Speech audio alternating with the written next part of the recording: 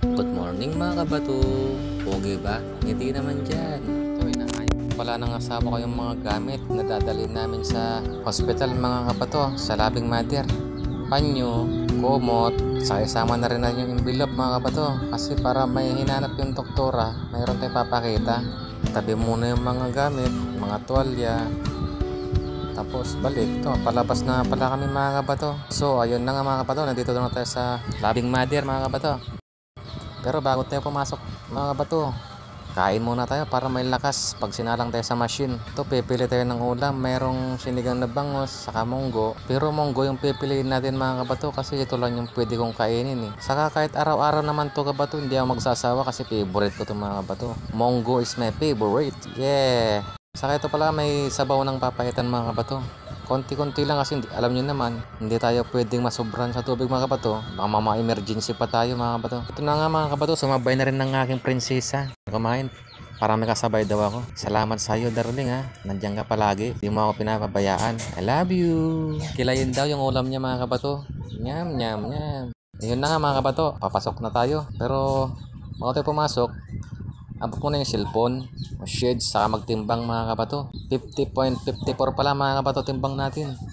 Para alam natin mga kabato kung ilan yung ipapabawas natin, kung ilan yung ipapasipsip natin. Ito na mga kabato, tinuro ko na naman tayo. Ang sakit mga kabato.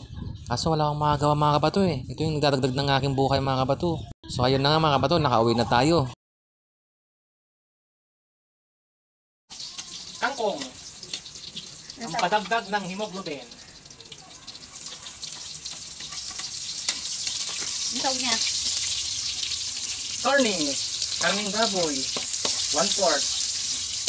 Binigay ng kapitbahay. Kapit na.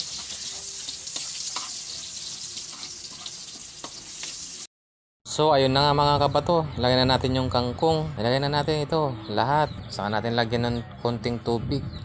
Pangpalambot sa kangkong natin mga kabato. Ilagay na rin natin yung dalawang fermenta, saka bitchin, saka isang oyster sauce mga kabato. Saka natin haluin. Yan na mga kabato. Saka natin takpan.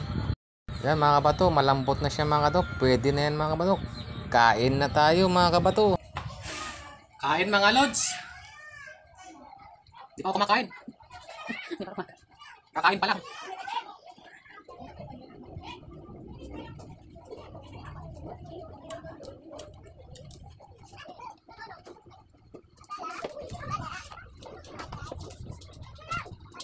Gilayin lods, binigay kanina. Kahit bawal kakainin. Huwag niyong kakalimutan mag-follow mga kabato. Salamat!